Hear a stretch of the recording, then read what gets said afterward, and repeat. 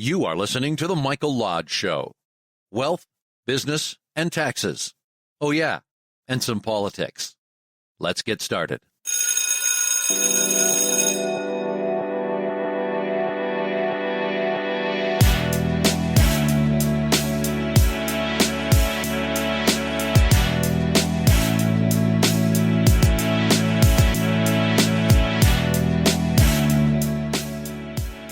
So I have an objective this morning, if I can just say it right. My objective this morning, exactly at 9 a.m., to find empanadas for breakfast. That's my objective for today.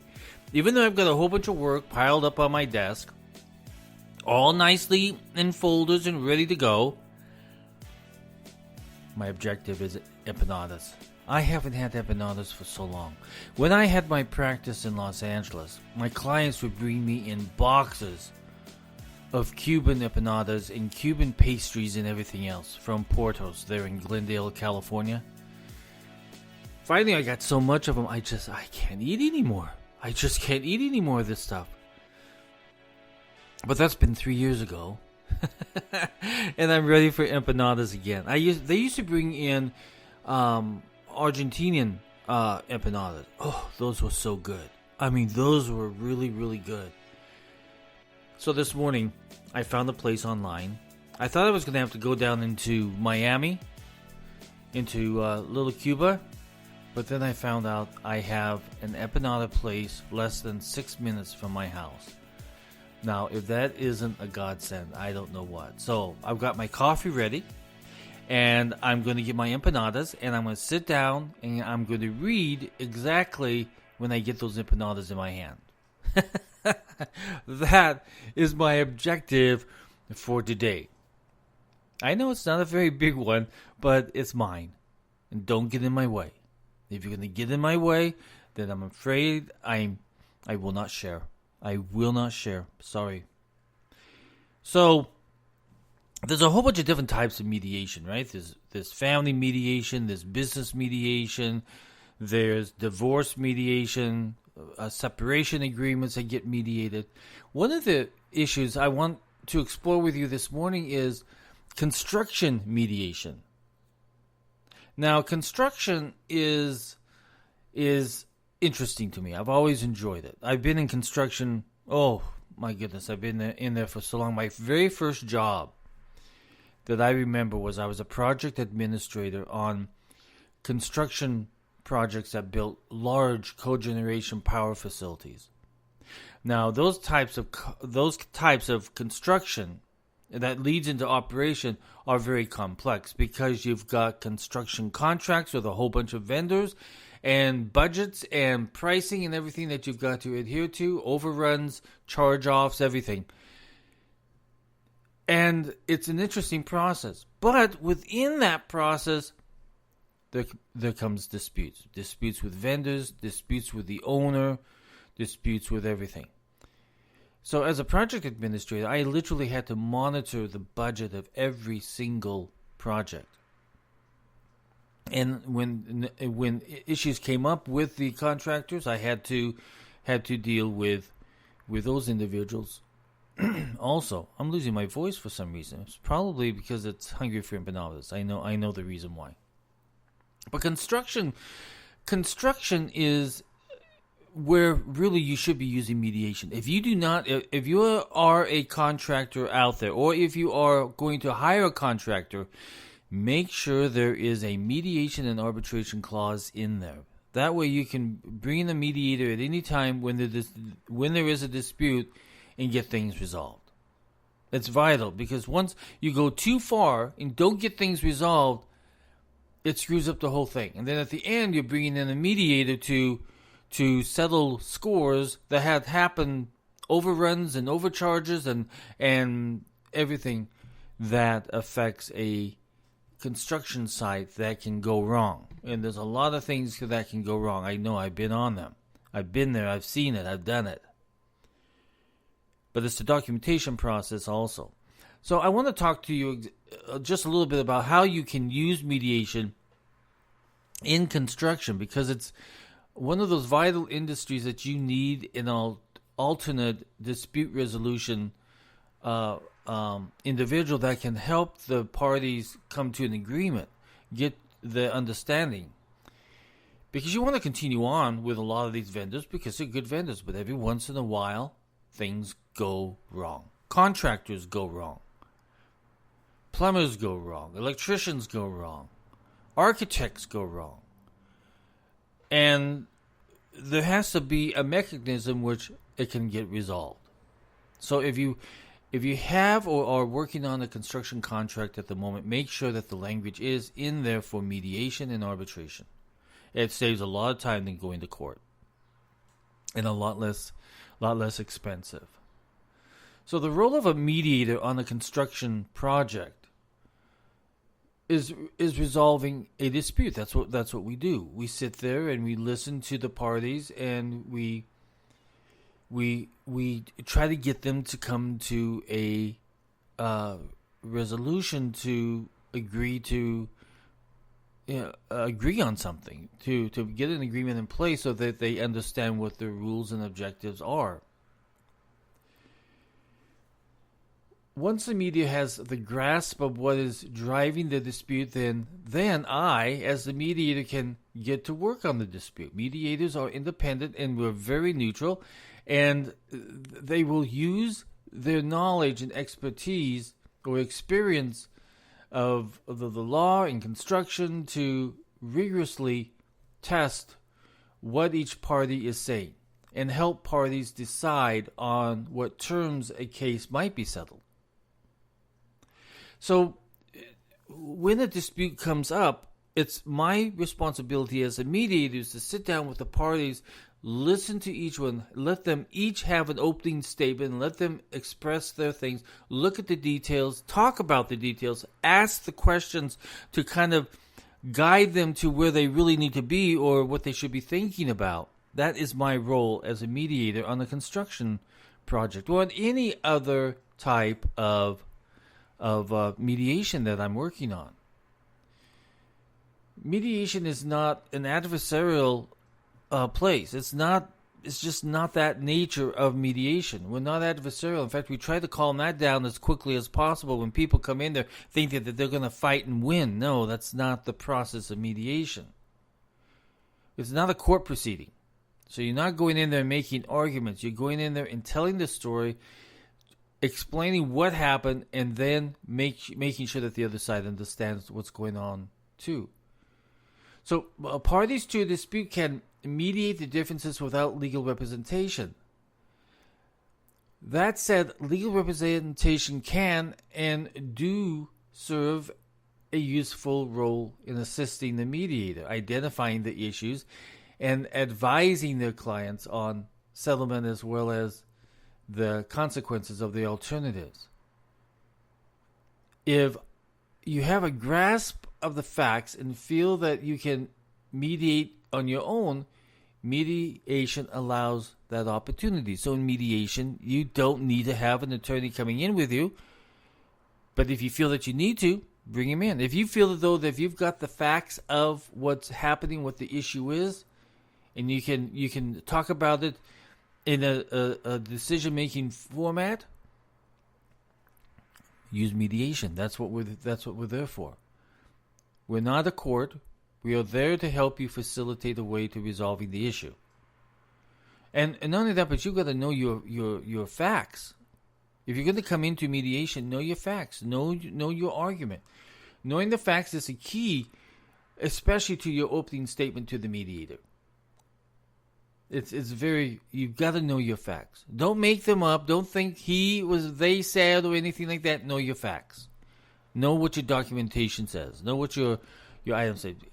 Provide a punch list. You know what a punch list is? A punch list is a list of items that need to be discussed and resolved. Okay? It's a punch list of things that have not happened that should have happened. It's a punch list of things that still need to happen in order to finish the project. It's the punch list of key issues of items that need to be resolved. A punch list is very important. I love punch lists. Every time that I've been on a construction site, I've always had a punch list in my hand, adding to it, taking off. If things have been done, take it off. If things still need to be done, put it on. And put a time frame of when it needs to be done. So I love punch lists, and I like seeing punch lists when I see mediation, because then we know the facts and what needs to happen. Get a punch list. Even in life, we should have a punch list, right? When we're dealing with different companies, we should have a punch list of what needs to happen at a certain time. When it's been completed, take it off the punch list. It's done. And then when you come to mediation on a construction dispute, please be prepared to negotiate. Put some options on the table. A dispute is seldom settled by trying to persuade the mediator that your case and your bottom line is the right outcome, but because one or more of the parties does not have a better alternative. Come willing to negotiate. Come to the table with options to place on the table on how to resolve it. Listen to the other party and come up with some options. Remember, the bottom line changes all the time. And you need to be willing to negotiate on that bottom line. Then you need to be prepared to make a hard decision. I always ask at the very beginning, are you a decision maker? Can you make the decision on this mediation? Can you make a decision on how we resolve this mediation? So, a dispute is very seldom settled by trying to persuade the mediator that your case is what it is. But an experienced mediator will test you as well as your case.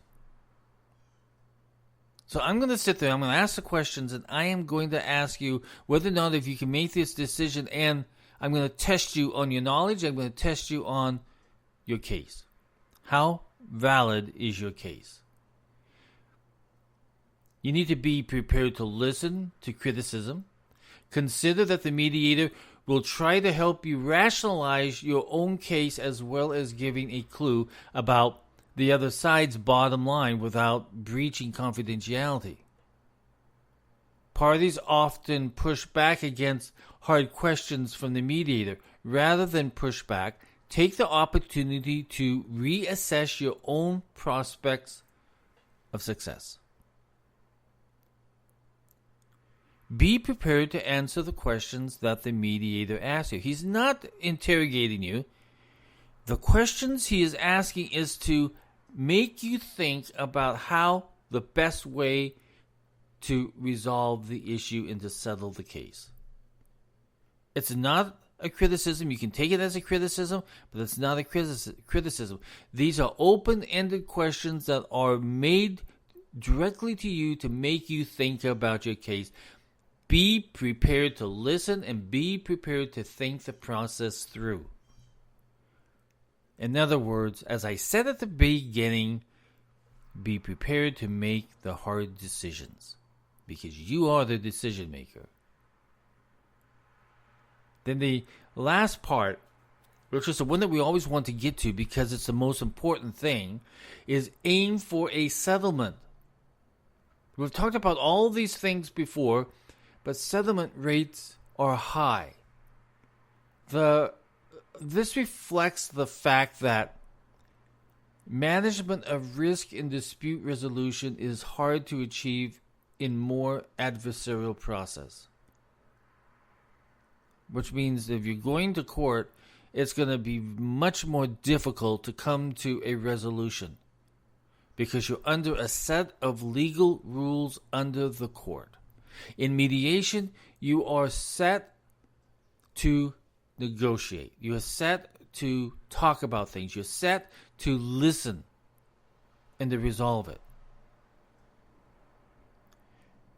That's what the aim for settlement. That's what we're aiming for, is to settle this dispute, this case. The benefits of mediation are many, and being familiar with how to prepare for mediation might just persuade you to consider mediation, not as an alternative, but as a norm. That's what I'm trying to spread the gospel of mediation here, because it's a much better way to resolve a dispute. Yeah, it might take 1 or 2 or 3 or 4 hours or a whole day, but it's much better than having to sit in court, making your arguments, taking depositions, doing all the other stuff that needs to be done that adds up into hundreds of thousands of dollars sometimes on a very simple case that can be done in mediation. Remember what your aim is. Your aim is for settlement. Your aim is to resolve the issue. And mediation allows you to do that. It allows you to form your own opening statement, your own argument, your own negotiation, and the decision-making process is purely yours to resolve and to settle the case. I love mediation. I love doing mediation. And in construction, there are so many different things that go out of whack very quickly and are very costly. It's much better to get a mediator involved and kind of monitor what's going on in that dispute process and to bring the two people together. I'm telling you, there are so many hands that touch a construction site. So many hands. There's the architect, there's the engineers, there's the electrical engineers, the mechanical engineers, the structural engineers, the contractors, the plumbers, the electricians, the cleanup people, the site maintenance people, the site hazardous waste people, the people that come and monitor whether or not if a bird is living there that's a species that's under protection. I mean, there are so many different hands that come in and touch that project, and with so many hands, sometimes things go out of hand. Get out of hand, I should say. So make sure that if you are considering a construction project, or if you are a contractor, in your language of your contract, place in there mediation and arbitration. You will save hundreds of thousands of dollars in legal costs, depending on what the size of the project is. Listen, I, as a project administrator on huge multi-million-dollar projects, things can get out of hand very quickly, and then you've got people pounding on the table wanting to know what's going on. And a lot of times you've got foreign players involved. If you're building a construction project in another country, a lot of people are touching the project. You've got language issues, you've got contractual issues, you've got misunderstandings, because in some places they just do what they want to do and you have to keep them in line. So it's the strength of the project manager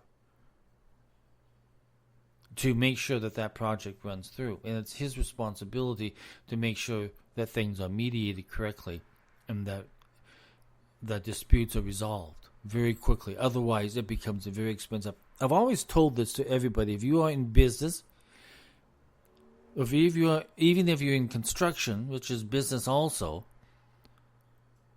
once you have a conflict, once you have a dispute within your company, it's very costly. Because when there is a dispute, it not only affects just those individuals that are disputing or that have the conflict, but it involves everybody around them because there are so many different players in the mix. And once you have a mediation going and getting addressing the issues, you can resolve it very quickly. Mediation is a cost savings aspect of business. Once you have a conflict within your business, even if it's an employee to employee or partner to partner, whatever it may be, once you have that type of conflict, production stops. It becomes very costly because nothing's getting done. So the faster that you can resolve a dispute, the better a leader you are.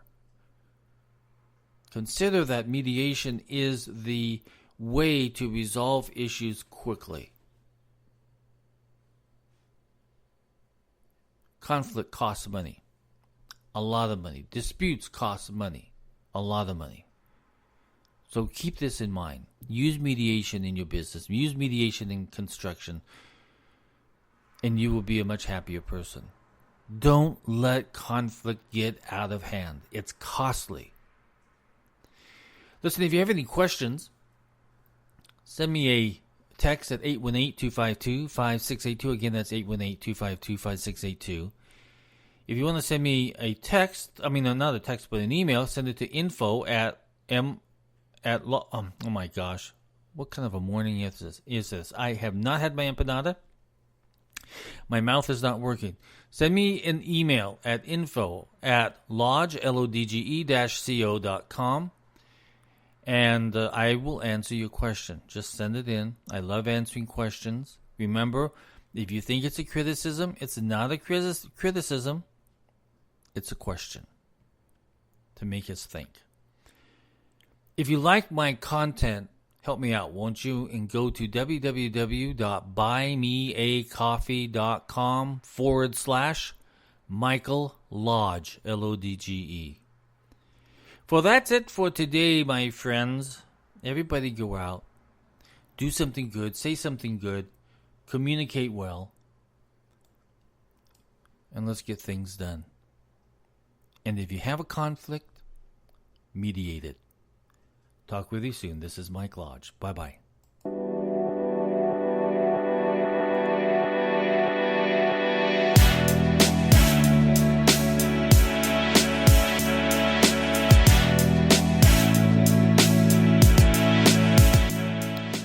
This podcast is produced by Michael Lodge, fully focused on content.